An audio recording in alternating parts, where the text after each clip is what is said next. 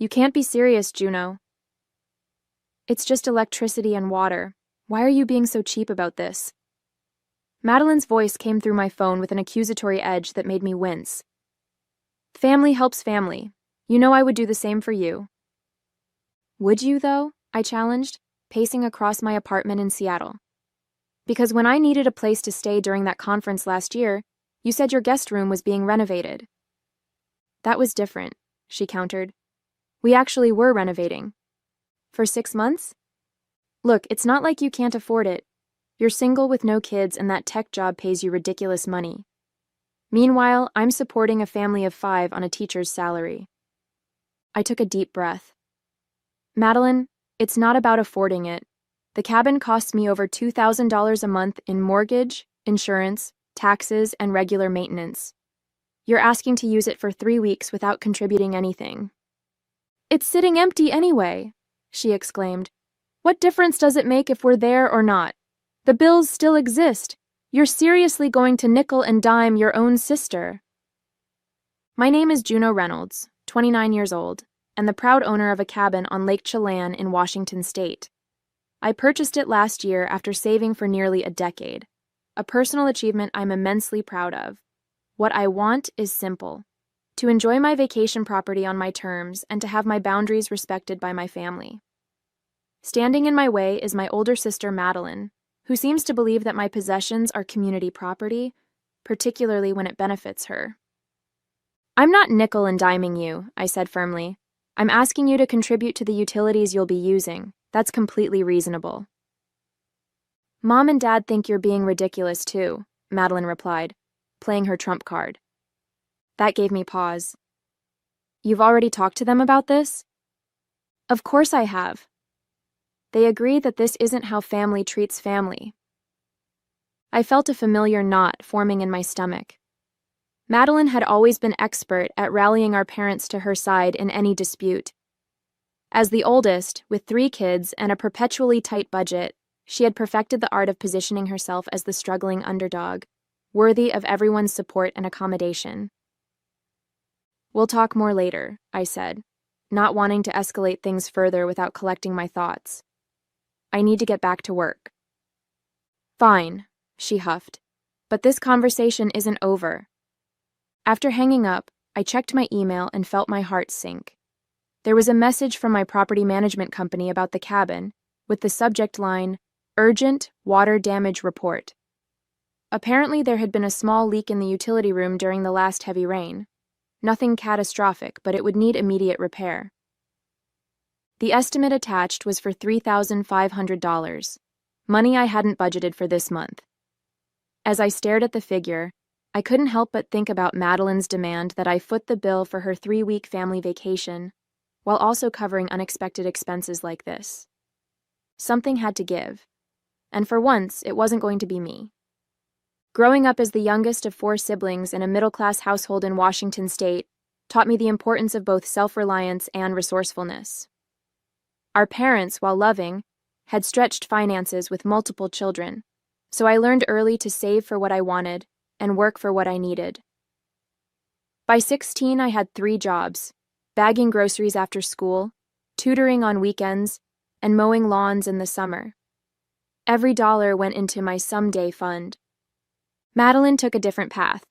5 years my senior, she married young to her high school boyfriend Louis, had 3 kids in quick succession, and settled into the role of struggling but virtuous mother. She was a dedicated elementary school teacher, and I genuinely admired her commitment to education and her children. But there had always been an assumption that her choices were somehow more noble than mine, and therefore more deserving of family support. Juno's doing great, our mother would say, but Madeline is raising the next generation. That's the real work. So it became a pattern. Madeline needed help with childcare, so I would drive 2 hours on weekends to babysit. Madeline's car broke down, so our parents lent her money they could ill afford.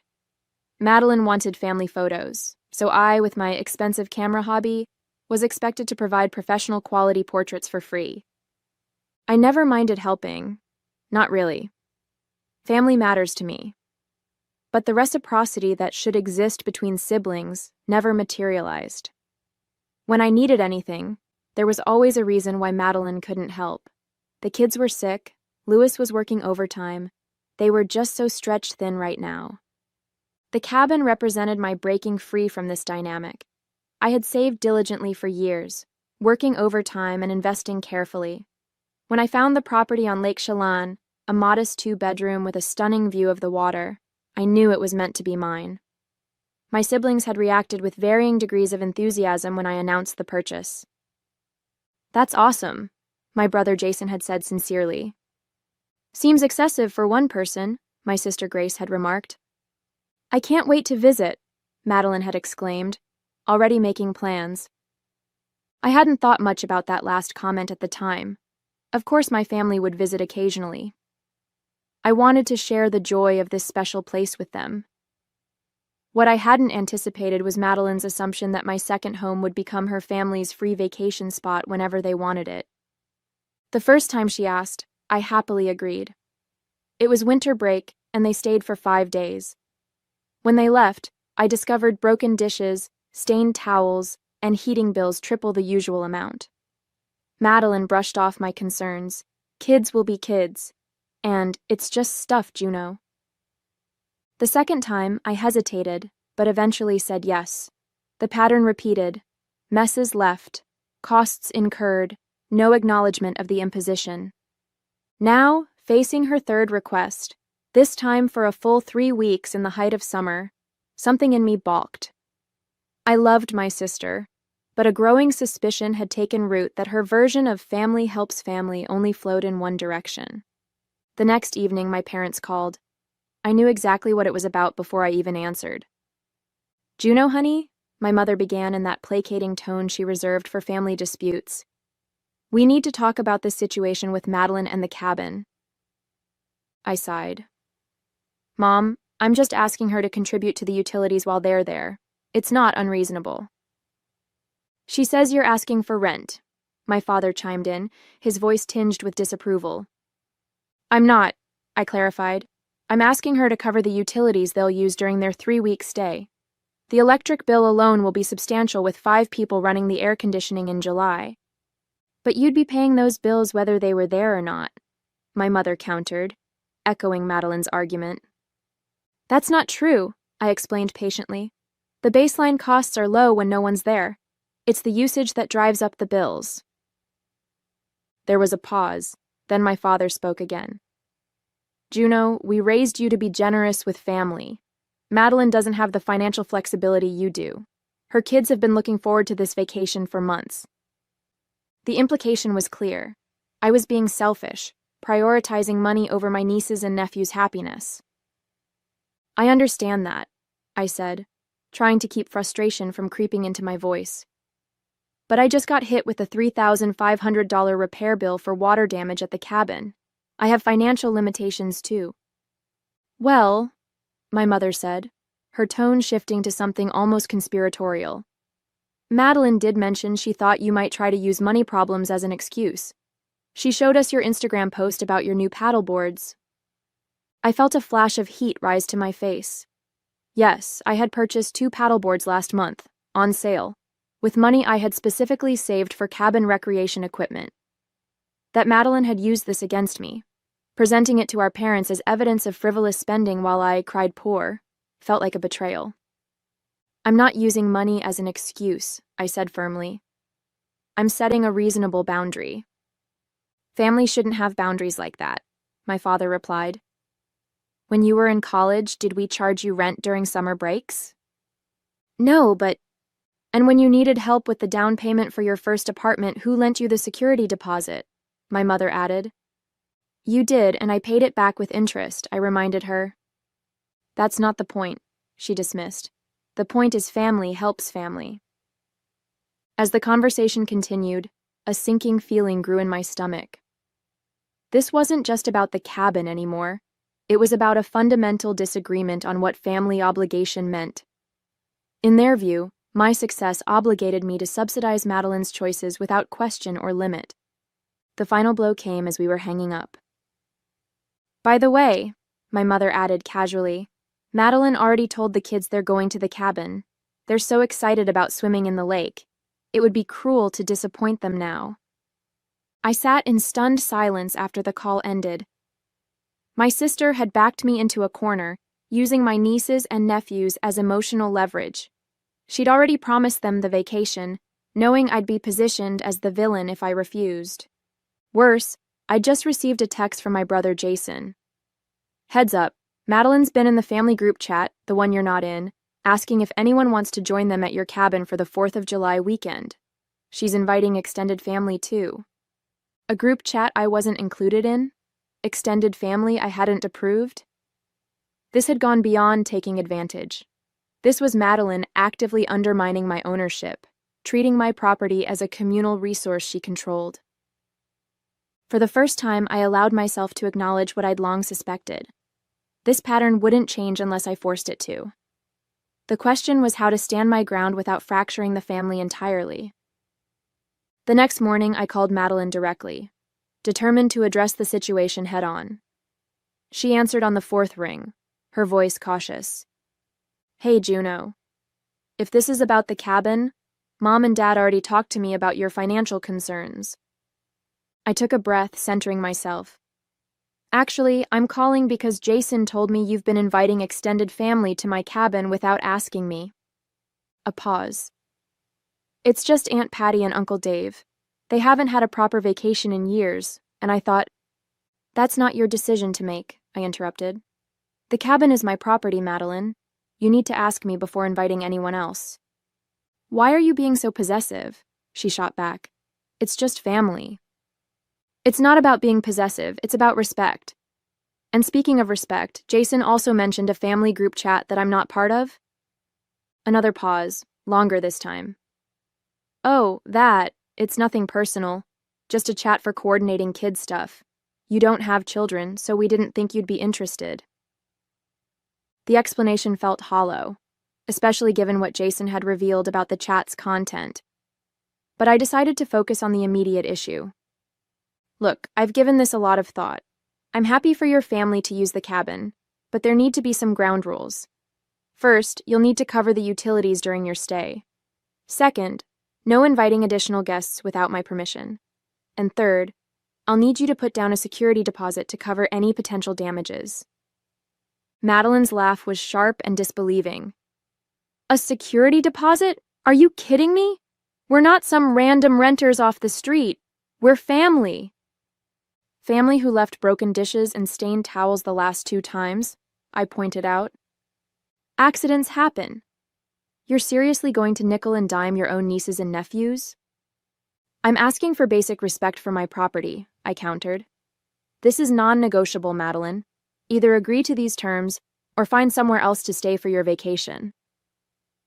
There was a moment of stunned silence, then Madeline's voice turned cold. "You know what? Fine. I'll work out the details with you, but I want you to know that this is incredibly hurtful. I would never treat you this way." I bit back the retort that she had never been in a position to offer me anything comparable. "I'll email you the details," I said instead, keeping my tone neutral. After hanging up, I felt a strange mixture of guilt and liberation. Standing up to Madeline wasn't comfortable, but it was necessary. I spent the afternoon drafting a straightforward agreement outlining my expectations. A utility fee based on average increased costs during occupancy, a reasonable deposit to be returned after inspection, and clear guidelines about additional guests and property care.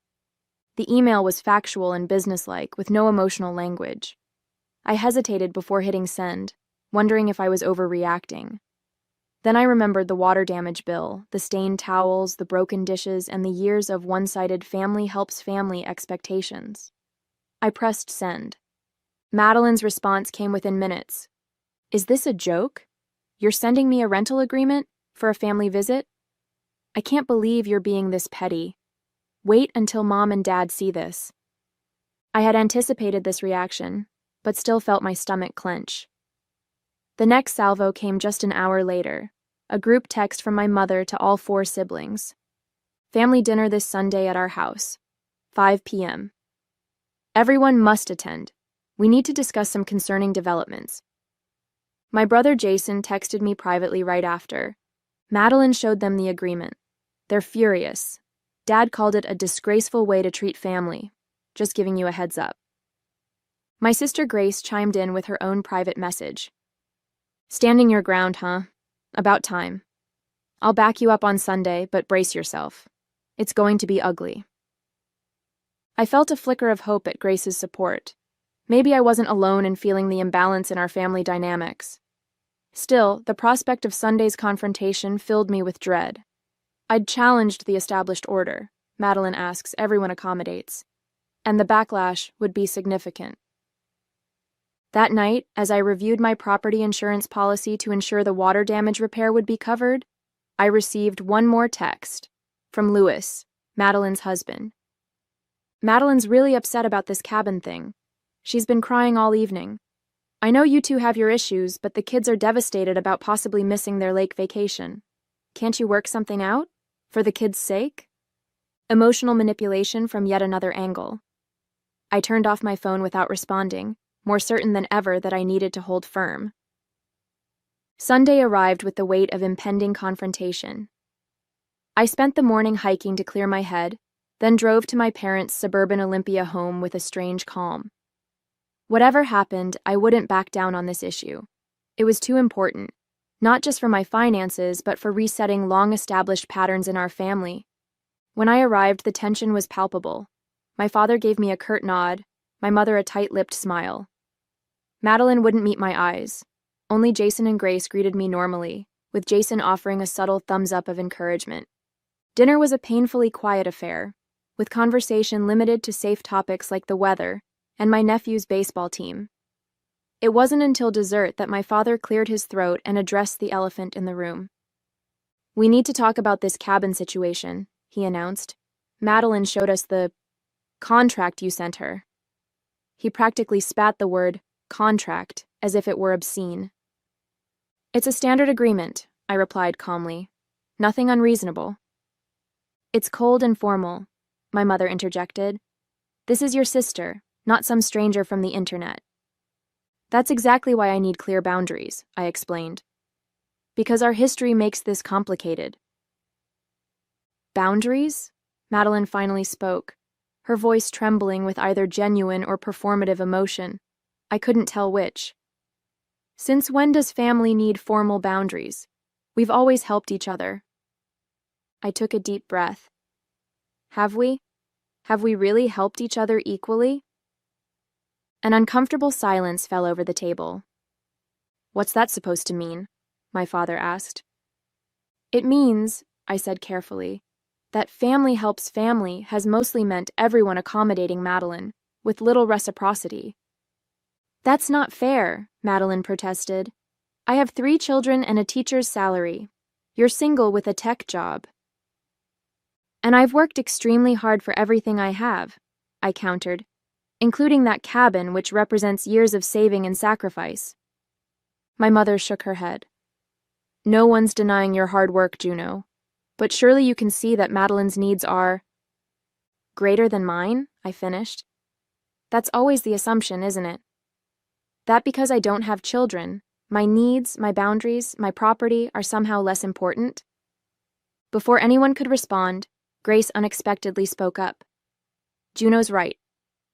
All eyes turned to her in surprise. "I've never said anything because I didn't want to cause problems," she continued. "But Madeline, you do take advantage. You borrowed my car for just a weekend last year and kept it for 2 weeks. You've asked me to watch your kids at the last minute dozens of times, but when I needed help moving, you were too busy." Madeline looked genuinely shocked. That's not true." "It is," Jason added quietly. "You've done the same to me.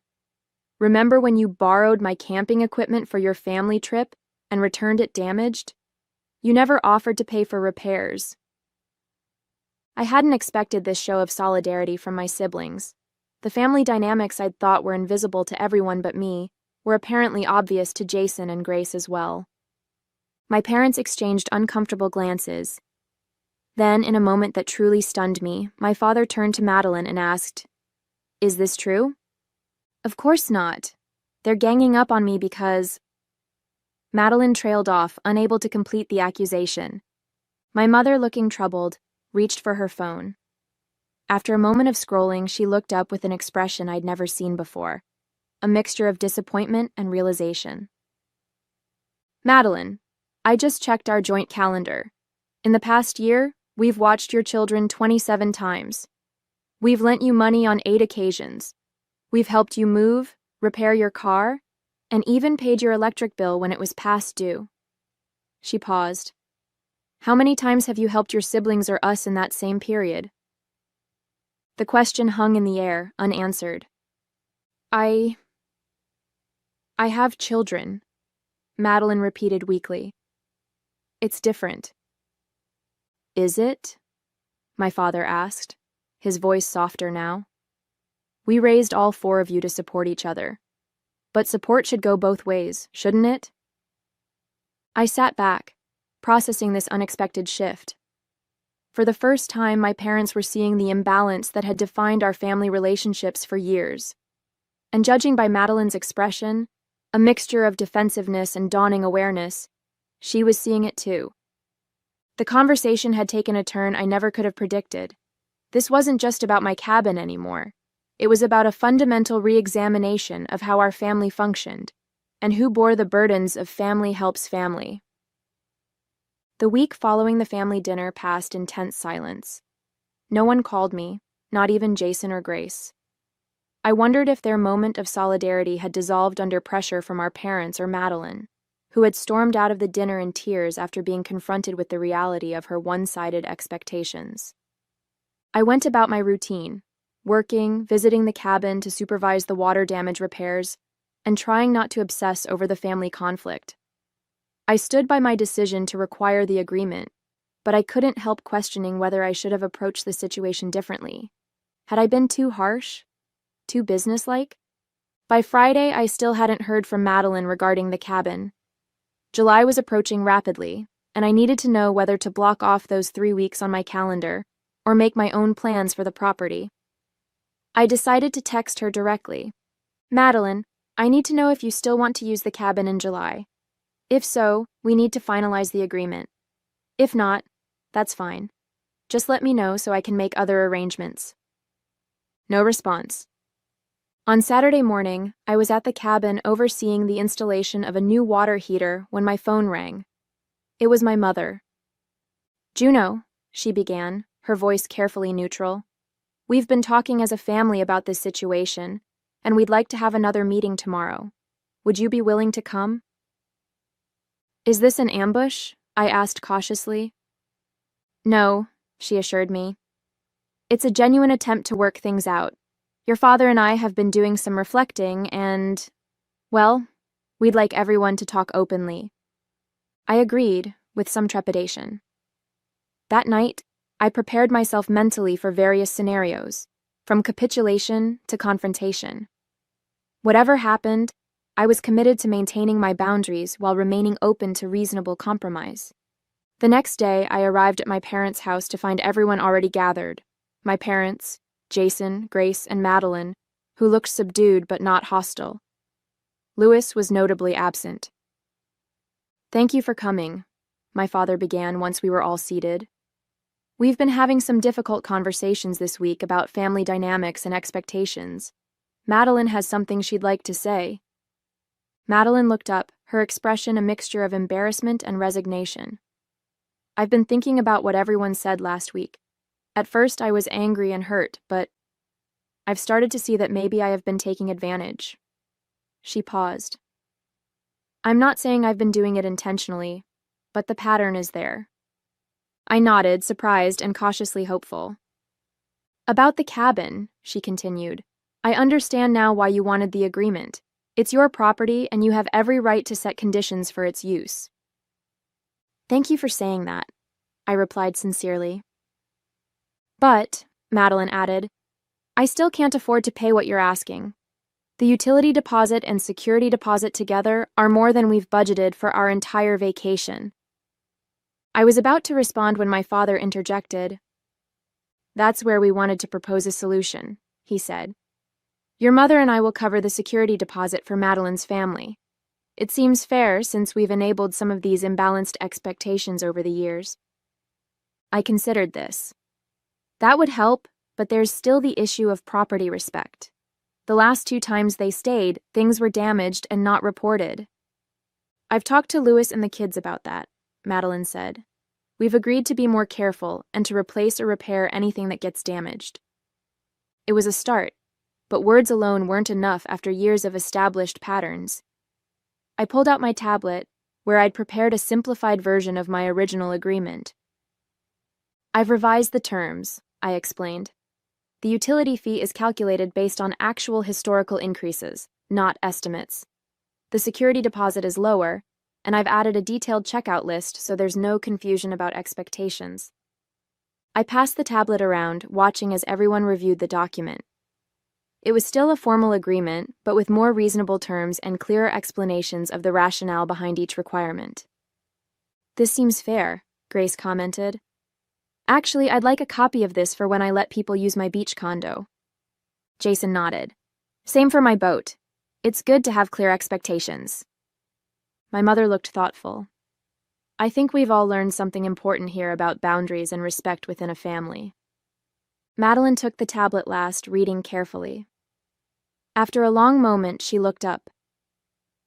I understand why you needed this now, and I apologize for how I've treated your property before. It wasn't a complete resolution. True change would take time and consistency, but it was a significant step forward. As we continued talking, a new complication emerged. Madeline hadn't told Lewis or the children about the uncertainty of their vacation plans. They were still fully expecting to use the cabin, with Lewis having already requested the time off work. I was hoping it would all just work out, Madeline admitted. This revelation threatened to undermine our progress. I had to decide. Stand absolutely firm on the principle, potentially punishing the children for their mother's poor planning, or find a workable compromise that maintained my boundaries, while allowing for a transition to the new expectations.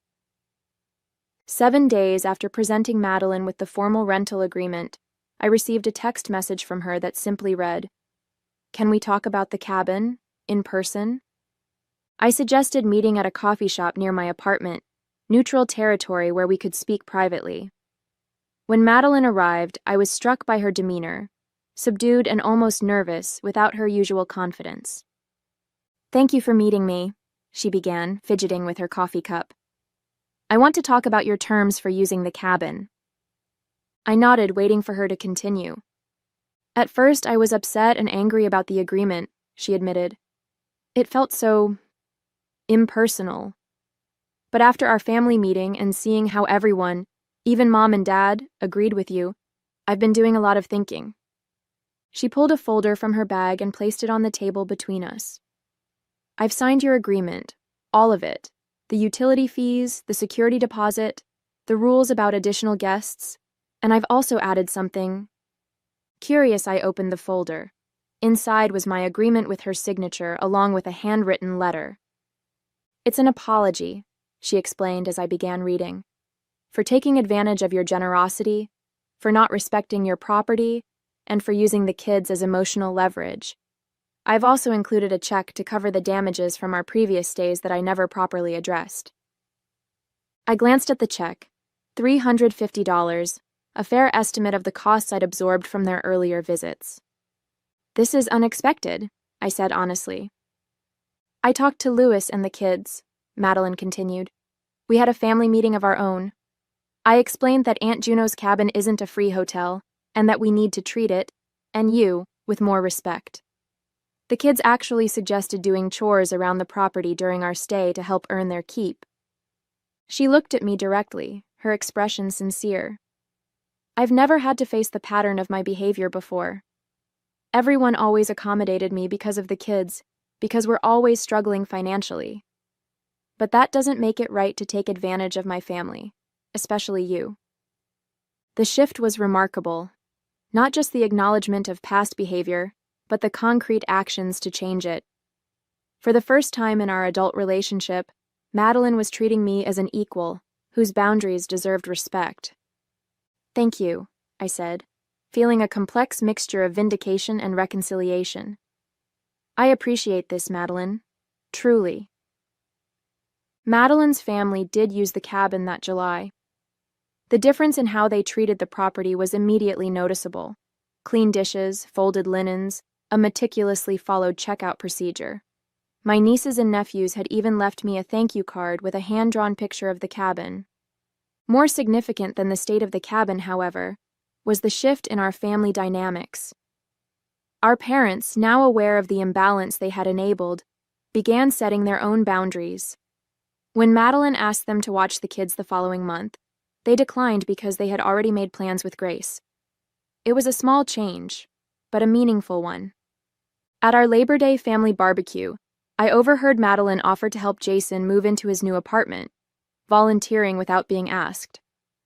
Later, she approached me with a tentative smile. "I was wondering if we could work out a system for the cabin for next summer," she said. "Maybe we could trade some weekends. You watch the kids one weekend, we get the cabin another. An actual exchange, not just you giving and me taking." "I'd like that," I replied, surprised but pleased. My father, overhearing, nodded approvingly. "The cabin situation ended up being good for all of us," he remarked. "Made us take a hard look at some patterns we'd fallen into." My mother joined the conversation. "I've been thinking about this family helps family idea," she admitted. "It's supposed to mean everyone supporting each other in different ways, not one person always giving and others always taking." Grace raised her glass in a small toast. "To healthy boundaries and real reciprocity." We all clinked glasses, even Madeline, who added quietly, "And to Juno for having the courage to enforce them first." I smiled, feeling a warmth that had nothing to do with the summer sun. Standing up for myself had been difficult and uncomfortable, but it had catalyzed an important transformation in our family. The cabin agreement had exposed underlying issues that everyone had felt but no one had addressed. As I looked around at my family, engaged in genuine give and take rather than one-sided expectations, I realized that true family support wasn't about unconditional accommodation. It was about mutual respect, clear boundaries, and balanced reciprocity. The cabin was still my private sanctuary, a symbol of my independence and achievement. But now it was also something more, the catalyst for a healthier, more equitable family dynamic that benefited everyone, including Madeline. "Next time," Madeline said, interrupting my thoughts, "we'll bring our own paddleboards." I laughed, recognizing her comment for what it was, an acknowledgement that enjoying my property didn't mean being entitled to everything in it. "Or," I suggested, "maybe we could go paddleboarding together sometime." Madeline smiled, a real smile with no hint of entitlement or expectation. "I'd like that," she said. "I really would."